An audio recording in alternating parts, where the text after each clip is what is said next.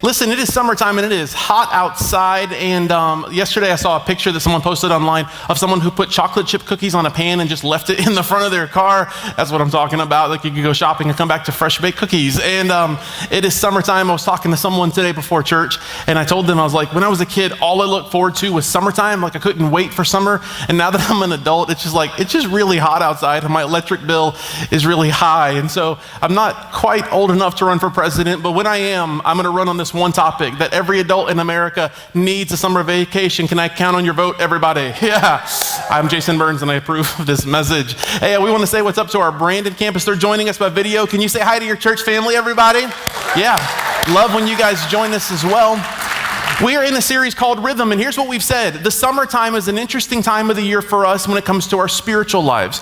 You see, for so many of us, when our life calendar tends to slow down a little bit, we unintentionally allow our spiritual walk, our relationship with God, to slow and kind of drift as well. And so what we said is this, is what would it look like if all of us made the decision that we're gonna work really hard and dig in really deep over the summer to really not just know about God. That's easy to do. You can read books about God. We wanna not just know about Him, we wanna know Him. And so we said this, that there are some rhythms, there are some habits that we can begin to cultivate. And the goal isn't just to master the habit, that would just be creating a habit. The goal is to allow these rhythms, these habits that we're creating, to not be something that's mastered, but to actually allow it to be something that becomes the kind of tool that God uses to speak to us, to grow us, to draw us nearer to Him. And so in week one, we talked about the difference between trying and training. We said you can't try harder to have a good relationship with God in the same way that you can't try harder to just go out and run a marathon. You could train for it, but you can't try harder. And so we said, what would it look like if we begin to train ourselves to become the people of God by doing the things of God? So week one, I talked about this difficult topic of confession and repentance. And if you missed week one, we said this: we confess to God, and the Bible says that when we do, He's faithful and just to forgive us. So when you confess to God, He always forgives. But then we said this, but we have to confess to others, the book of James says, in order to receive healing. So God's desire is that we confess so that our souls can be healed. Then week two, we talked about this topic that all of us have to rally our hearts around, which is this rhythm of evangelism. Now, evangelism is a churchy word, but all it means is that we're going to organize ourselves in a way to always be reaching people with the message of who Jesus is and how much He loves them. It's a rhythm that I hope you have just naturally built into your life. Then last week, I shared from this topic about you weren't created to do life alone. In fact, that's the reason we had the t-shirts that say, don't do life alone. We want you in relationship and community with other people. That's why access groups are so important. We really do want you to get in a group. I know sometimes it can feel like it's a commercial, like we're just trying to sell you on something,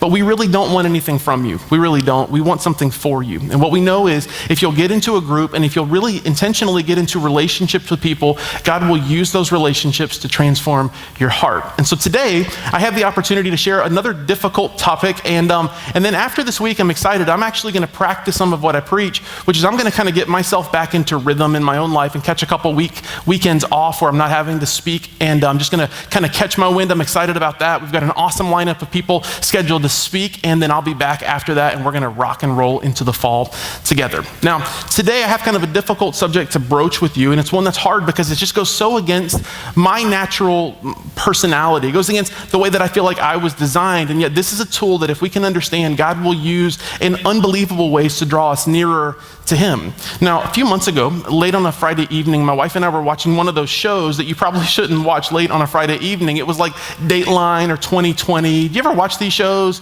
It's always like, up next, the child who was abducted, who this, and then it's just heart-wrenching, and you watch it, and you watch a few minutes, and you're hooked on it, and then you can't sleep for like 6 hours. You know what I'm talking about?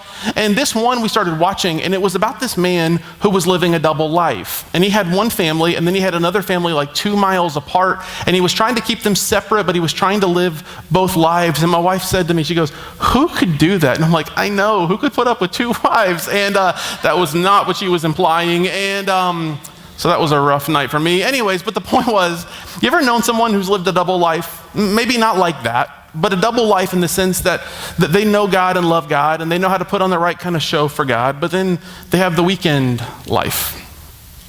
They have this part of themselves that they love God, they know how to put on the right kind of show, but there is this part of them that's like, as long as God doesn't see, or as long as it doesn't hurt anyone, it's not that big of a deal. I had a friend who for years was living a double life, and probably about 3 years ago, I got this really cryptic text, and he texted me kind of late at night, and he said, we need to talk. And you know how those texts feel when you get those? It's usually not like we need to talk about something good or we need to celebrate something. It's like something is up. And I went through my mind and all the thoughts, and I was like, man, have I said anything or done anything? I hadn't, so I just called him. I didn't want to wait to find out what it was.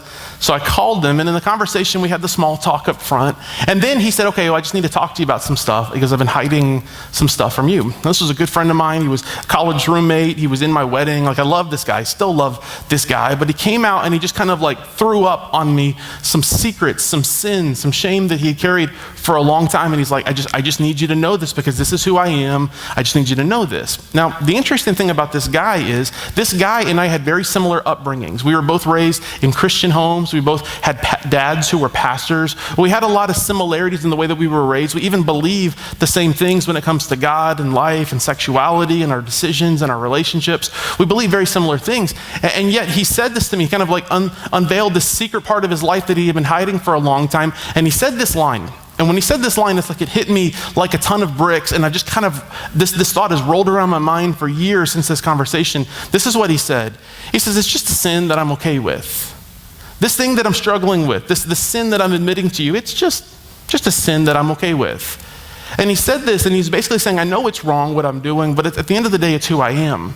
I know it's wrong, but it's just a sin that I just come to grips with. It's a sin that I'm okay with. And I got to thinking about that, and I'm like, what are the places in my life where I'm sinning, and over time, I've just either gotten numb to it, or it's not that big of a deal to me, or ultimately, it's just a sin that I'm okay with. And all of us, in some way or another, we have these things. Now, if you're like this, you would subscribe to something that I learned about in philosophy class in college. Now, when I was in college, I took one philosophy class, and that was more than enough for me. And I don't have a lot of memories from the class, but I remember one. Plato, one of the most brilliant minds in human history, said this. He purported this thing called the philosophy of dualism. And what it means is this.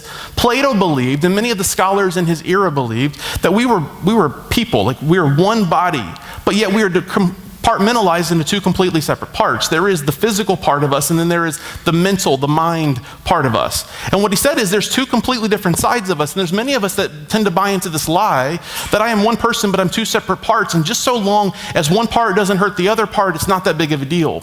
So we have these sins, and it doesn't feel like it's that big of a deal, but as long as it doesn't hurt anyone, it just becomes a sin that I'm okay with. And so I don't know about you, but I've struggled with things in my life, and over time, the thing that irritated me, annoyed me, frustrated me about myself, as I've done it more and more and more, the thing that annoyed me began to become dull, and then eventually it was just kind of like I accepted it. It just became my normal reality. It just became a sin that I was okay with. And I wonder if you and I are wired the same way. Are there sins in our lives that over time, it just went from a good thing to being a bad thing? Well, here's a way that you can tell. Some years ago, I had coffee with a guy who was brand new to our church, and he had been coming for like 5 or 6 weeks, and he'd made a decision to follow Jesus, and he wanted to get baptized, but we sit down for coffee, and then he just goes, oh, okay, I can't be a Christian anymore. And I was like, wow, that was a weird conversation. And I said, why? And he goes, well, I've been trying for like the last month. I've been trying so hard, but I just can't measure up. I just can't do it all. I can't follow all the rules. And I was like, what do you mean? He goes, take the 10 Commandments, for example. And that's what he started with. Take the 10 Commandments, for example. I was like, let's go through them. Thou shalt not murder. Are you struggling? Should I call somebody? You know, like, what is happening? And we went through them. And the reality is the first one, the number one, the first of the 10 Commandments, is really honestly maybe the hardest one. The first one is this. God is speaking through Moses to the people of Israel, and he says, tell the people of Israel that I am the Lord their God, and they shall have no other gods before me. So for you and me, it's the same thing. God is God, and you shall have no other gods before him. Now this is a difficult one because the reality for so many of us is that there are things in life that compete for our hearts. There just are. And if we're not careful, the things that compete for our heart will go from being something that is good to being something that is hurtful. The thing that is good, that could just be good and it's not that big of a deal, could be something that harms us. Let me kind of give you some examples of this. For example, if you're a person that's a business owner and you like to work really hard to make money for your business, when you started, you probably had unbelievable goals. I want to take care of my family. I want to set my family up for success. I want to be able to leave an inheritance to the next generation. All of those things are wonderful ideas and ideals. But what can happen very quickly is when the ideal shifts and you take the thing that was good. It is good to provide for your family. It is good to earn a good income. It is good to be able to be be a blessing financially to other people. But that good thing can very quickly turn to greed. And what tends to happen is when you turn it to greed, what happens is the thing that matters most to you in life, the thing that has your focus and your attention becomes greed and money and always trying to earn more and step on other people to get to where you want. And it's very easy to take God off of the throne of your life and to replace him with that thing, that money, that thing that you want. Something good can very quickly become something bad. In the same way, we can take relationships. God created you for relationships with each other, both friendships, but also relationships, husband and wife, marriage. God created you for this. And it is so easy for you to idolize that, to care so much about it that you'll do anything, you'll sacrifice anything, you'll sin in any possible way in order to get what you want. And then when you get what you want, you so idolize it, you care about it so much that what happens is you take God off of the throne of your heart and you replace him with this relationship. And everything in your life revolves around that one thing. Maybe for you, it's kids. And I've seen this happen so many times with families. They so desperately want to have kids and they try everything and nothing seems to work. And eventually they get pregnant and it's like their whole world freezes and they revolve everything around being parents. What happens is they have the little kid and they spin their world around the kid. They teach their kid that the world revolves around them, and unintentionally they sow the seeds of resentment in the kid now that will come to fruition later in their life. You say, what does that mean? Because there's going to be a day someday when the kid realizes that the world doesn't revolve around them and everything comes crashing down on them. And who are they going to blame? You. So we take God off the throne and we replace him with a kid. And I could come up with 1,000 examples like this. But it is very possible for all of us to fall into this trap that we don't allow God to be the center of our life. We don't allow God to sit on the throne of our heart and to make the decisions that drive our lives. And we replace it with a good thing. And when we replace him with a good thing, it becomes a bad thing. And so what we say is it's just a sin that I'm okay with. It's just something that I've come to grips with. It's who I am. It's my identity. And in doing so, we are harming ourselves in irreparable kinds of ways. So Jesus came up with some ideas, some things that we can do to back off of this. Jesus gave us some ideas, some teaching, some tools that we can use.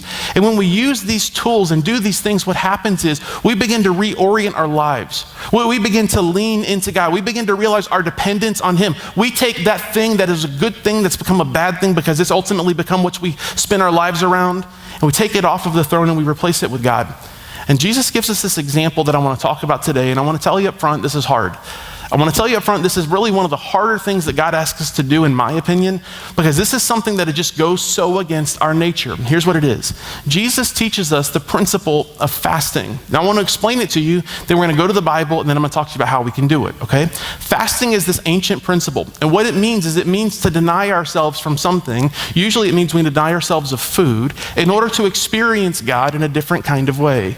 We deny ourselves. So instead of eating like we do 3 meals a day, we don't do that, but we take time out. Maybe it means for you just you skip a meal. Maybe for you means a day. I have fasted as long as a week before without any food, only water. Like I don't know what it means for you, but it means that we fast from something that we need. Some people fast things like Facebook, and I guess that's fine. I just don't get it. I don't think you should fast something you want. I think it should be you fast something that you need. We need food in order to survive. And what we're doing is in doing this, we're saying, God, I'm depending fully on you. Now, I need you, and what happens when you do this, when you deny yourself in this way and you lean into God, you experience him in unbelievable kinds of ways that I'm going to explain in just a moment. Now, to kind of get us started, we're going to look at the book of Matthew chapter 6. If you brought a Bible, you can turn there now. Here's what's happening. Jesus is standing on the side of the mountain with the Sea of Galilee off to his side. And he's teaching these people that have come from around the nation to hear him as he's speaking. And they're all lined up to hear him speak. And Jesus was this unbelievably popular teacher. People came from all over the known world in order to hear what he was going to talk about, because he talked about God in different kinds of ways. And he was doing miracles. And everyone wanted to see what Jesus was going to do next.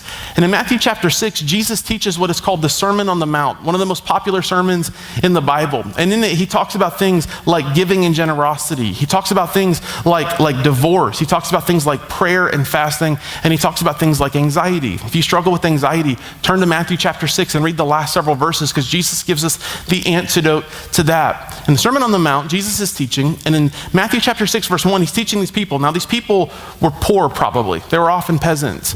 For these people, food was life. For you and me, like if you skipped lunch today, you're probably going to be fine. There will probably be no repercussions, because most Americans carry at least 5 to 20 pounds on them that they don't need to, right? Like we just do. And yet in that culture, food was everything. Food was their source of life. Food gave them the strength that they needed. And food wasn't as easy to come by or to create or make as it is today. And so they lived in what we call a hand-to-mouth society, which means whatever they could get their hands on with food, it went into their mouth. There was no way to store food.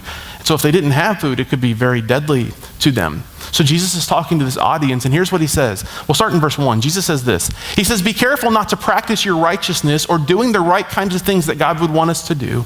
Be careful not to practice your righteousness in front of others to be seen by them. So Jesus is saying, don't put on a show. This isn't a stage, and you're not performing for other people. Be careful not to practice the things that you think are good in front of other people. Here's why. He says, if you do, you will have no reward from your Father in heaven. So what the second part of the verse implies is this, is that God is a good father who wants to bless his children when they do the right kinds of things. Now, all of us are now wired, especially in our society, to showcase, to broadcast the best things that we do. We have Instagram and Twitter and Snapchat and Facebook, and we want to show off everybody. Look at the good things I'm doing. Look at me giving. Look at me doing these things to serve other people. And Jesus is like, that's good that you want to do good things, but don't do it as a show for other people. Well, one translation of the Bible, the Message, and another part of the Bible, Jesus says this. He says, quit acting like you're on a stage performing for other people. There's only an audience of one that matters, and it's the audience of God. Stop showing off for other people. And then he uses this line that I think is so interesting. He says, if you do that, if you show off, if you're doing this in order to get the praise from other people, you'll already have received your reward in full from God, which implies that there is a way that God wants to reward you. God wants to bless you. He wants to take care of you. So how can we do this? Now, if we were to skip a few verses into the book of Matthew chapter 6, Jesus talks about that principle of fasting. And here's what he says. He says this. He says, now when you fast, which I love, because all throughout the Bible, we talk about fasting. In fact, fasting is found in the Bible about 75 times. And Jesus says, when you fast, which means it's an implication that you're going to. There's no commandment. It's not like the 11th commandment, thou shalt fast. It's not there. But Jesus says this, when you fast, he's implying that it's something that Christians, followers of Jesus, should do. He says, when you fast, do not look somber as the hypocrites do, for they disfigure their faces to show others that they are fasting. Truly, I tell you, they have received their reward in full. Next verse. He says, but when you fast, put oil on your head and wash your face. We'll talk about this in just a moment. Verse 18. Put oil in your face so that it will not be obvious to others that you are fasting, but only to your Father who is unseen. And your Father who sees what is done in secret will reward you. So here's what Jesus was saying. In that culture, there were these big markets. That was where people would go to get their food and their supplies to live. And there were these religious leaders. They were the Pharisees. And the Pharisees often get kind of a bad rap in the Bible. But the reason that they were known is they were the most religious, pious. They were the brightest minds. That they were the best of the best. They were the smartest of the smart when it came to the words of God. And they would do these practices like fasting, but they would do it to put on a show. They would go out to the markets, and usually from what I've studied, the markets would be open on like Tuesdays and Thursdays. And they would go out to the markets and they'd put on a show. Oh, look how tired. Look how feeble I am. I haven't eaten in 4 days. Oh, woe is me. They'd put on the show and they would cover their body in sackcloth. They would rub ashes on their face to look like they were just in such need. And they wanted everyone to see how good they were because they were fasting. And Jesus is like, those guys, they've already received their reward in full. This is something you should practice, and you should do it in secret because only God can see it.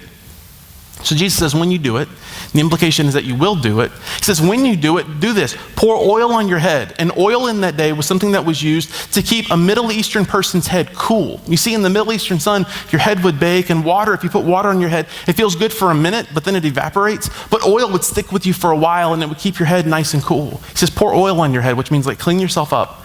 And don't act somber. Don't disfigure your face like the Pharisees do. Just go on with your life as normal, because this practice, this habit of fasting is for you and it's for God. So learn to do it in secret. And then he says, and when you do, your Father will reward you. Now I want to talk about that in just a moment. Now, if you were to study every religion in the world, almost all of them have a very central element. You see, here's what it is they teach you that if you deprive yourself of something, you can experience something else in a more tangible, beautiful kind of way. I don't know if you've ever known a person who had a loss of sight or a loss of hearing. Usually when you meet someone like that, when they've lost a sense, all their other senses heighten. And as a result of it, they're able to hear better or to see better. They're more sensing in other ways. In the same way, what Jesus is teaching is this, is when you deprive yourself of something, specifically in this context context, food. When you do this, it heightens all your other senses. So this idea of depravity, of depleting yourself of things that you need, it's found in all different religions, but today in Christianity, look at these different topics, for example. For example, if you deprive yourself in solitude is when you just kind of remove yourself from all the relationships, all the noise and baggage that comes from relationships from a period of time so you can hear from God. You're depriving yourself of relationships. When you create silence in your life, you're depriving yourself of noise and speech. This is why it's important for you to have some time. Not all the time, but sometime when things are quiet. If you're a mom, you know that feeling of like, you can't even go to the restroom in silence, you know what I mean? So it means wake up early. It means go to bed a little bit later. It means when you drive, turn the radio off, like get rid of the noise and have silence. You're depriving yourself of noise. You think, why is that a big deal? Because when we have noise and when we have speech, it's like everything else is blocked out from our thought process. And he says, you deprive yourself. Another thing is generosity. In generosity, you're depriving yourself of having money. It makes sense. Like when we give and when we're generous to other people, we're denying ourselves of keeping the money that we could have kept for ourselves by giving it to other people. When you practice celibacy, you're denying yourself physical intimacy. When you deny yourself through simplicity, you're denying yourself the gift of luxury.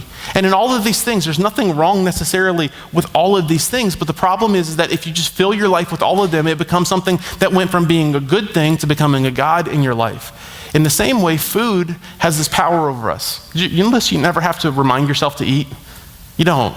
Like eating is natural. You eat 2 or 3 or 6 meals a day. Like we just do. And we never have to think to ourselves, don't forget, scheduled dinner for myself tonight, 5 o'clock, 6 o'clock, whatever, I gotta eat. We don't have to do that. It's a habit. It's a natural part. It's a natural rhythm of our lives.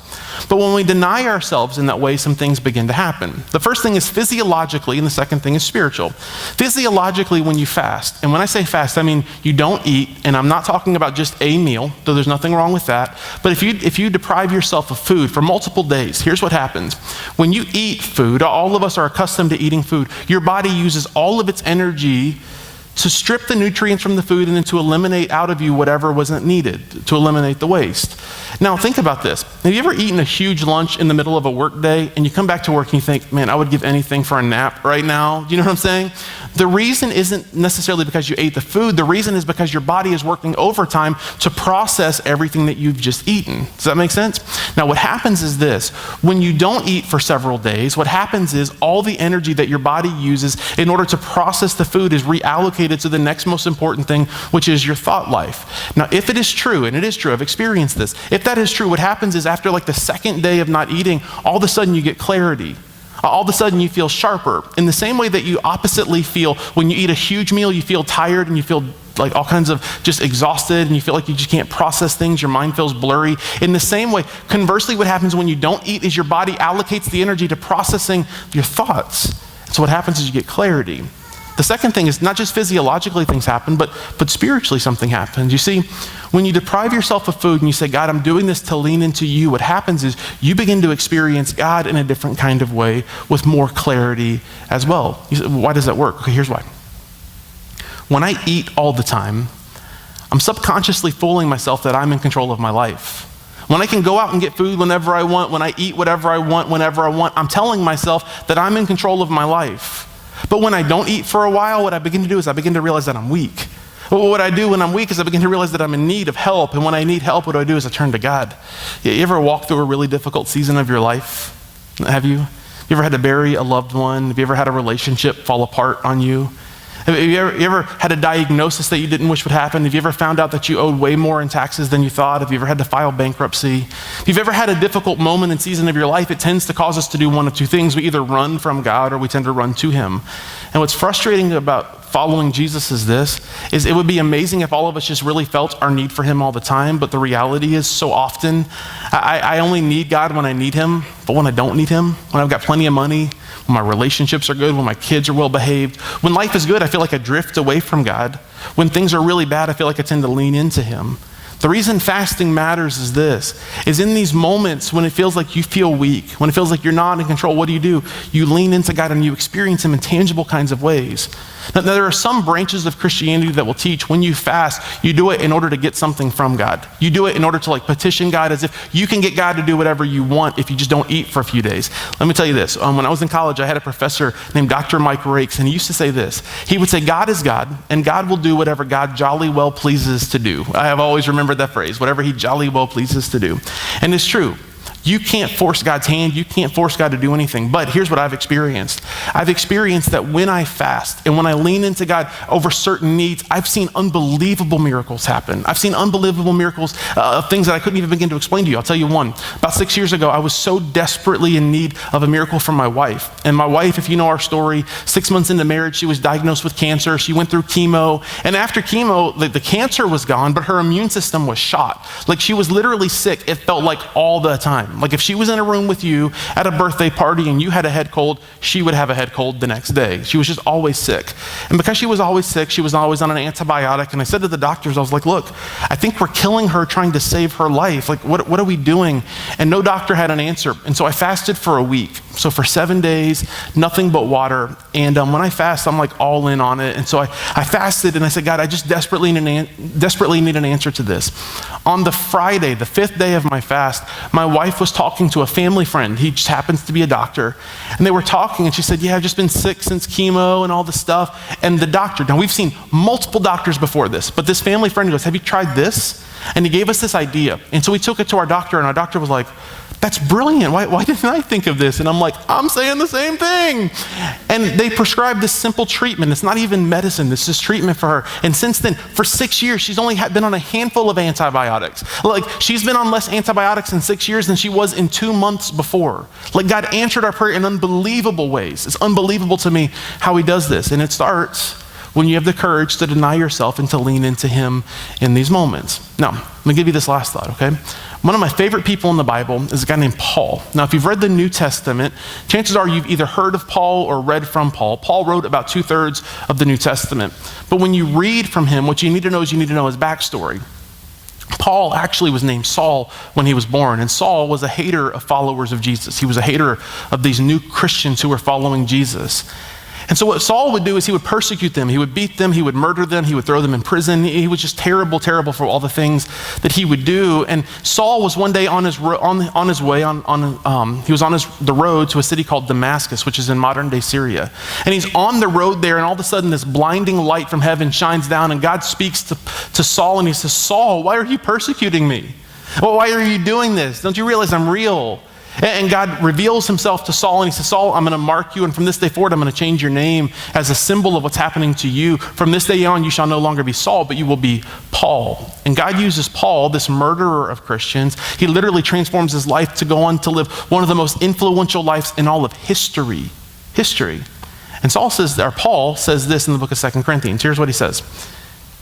He says, therefore, in order to keep me from becoming conceited, and the verses before this, he had said, look, if anyone has a reason to boast, it's me, because of the work God has done in me. But he says, in order to keep me from becoming conceited, I was given a thorn in my flesh, a messenger of Satan to torment me. Now, scholars don't know what this means. A lot of people have opinions. Some people think it was a physical ailment. Some people think it was a lack of relationship, like he didn't have a marriage. Some people, we just don't know exactly what it means. I tend to think that it's probably blindness. If you put some pieces together from some other scriptures, it's like he talks about how it was hard for him to write, or he'd have to write really big letters. I believe he might be blind. Maybe it was even a result of that trip on the road to Damascus. He says, a thorn in my flesh. There was something that was always annoying me. There was something that was always kind of getting under my skin like a pebble in my shoe. Next verse says this. 3 times I pleaded with the Lord to take it from me. I asked God 3 separate times, take this thorn in my flesh away from me. Verse 9.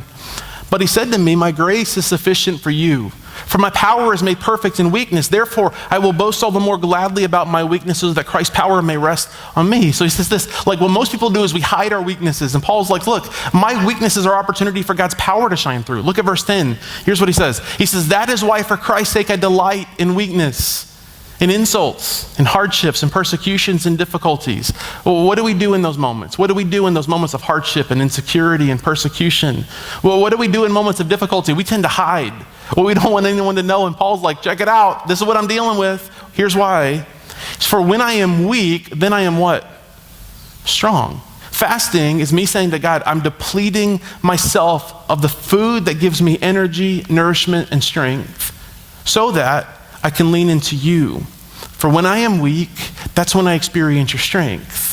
When I am weak, when I'm unable to do this on my own, I lean into you and I experience your strength. Here's my challenge to you. I want to see all of us build fasting into the rhythm of our life. And this one is so easy to talk about and it's really hard to do. I'm not going to ask for a show of hands, but I want to ask you this question. Have you ever fasted before? Have you ever intentionally gone for a period of time, whether that's a day or a week, or maybe for you, you've gone crazy. I had a friend who in college did a 40-day fast. Have you made the decision to just seek after God in this way and to fast from food? Now, a lot of people say things like, oh, I'm going to fast Facebook, or I'm going to fast my phone. And it's like, that's fine and it's good, but you're just choosing to ignore those things. I'm challenging you to fast means to give up something that you need. You only need 3 things: air, food, and shelter. I challenge you to give up food. Now, there's 3 or 4 ways we can do this. I want to challenge you to fast daily. I want to challenge you to fast weekly. And I want to challenge you to fast yearly. So here's what daily means. Daily means I want to challenge you to give up something. Now, this could be something that you want, but give up something once a day for a short period of time and say, God, for these next 15 minutes, I'm just going to seek after you. Maybe for you, it's the car, it's the radio. For you, it's the noise. When I ride by myself in the morning, I love listening to ESPN radio. I love listening to Mike and Mike talk about sports in the morning. Maybe for you, it just means the decision that on Wednesdays, every Wednesday, that morning drive, that commute is for you and God. I'm going to fast this just a little bit. Maybe for you, monthly, you can do something different. I challenge you every month to find a day or a stretch of time. Maybe for you, it's a day. Maybe for you, it's a couple days. Maybe for you, it's breakfast or lunch all week. But fast some meals and see what God does.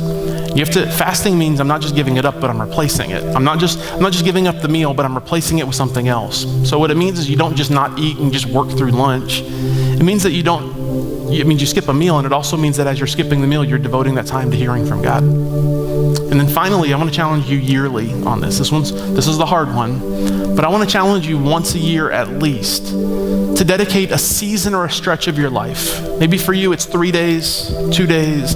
Maybe for you, it's a week. Maybe you're going to go crazy and go 21 or 40 days and just deny yourself food. Deny yourself this thing, this un-American way. Like the American way is eat as much as you can and then put butter on top of it. You know what I'm saying? Like, go the opposite and say, God, for these 3 days, for these 5 or these 7 days, I'm leaning into you.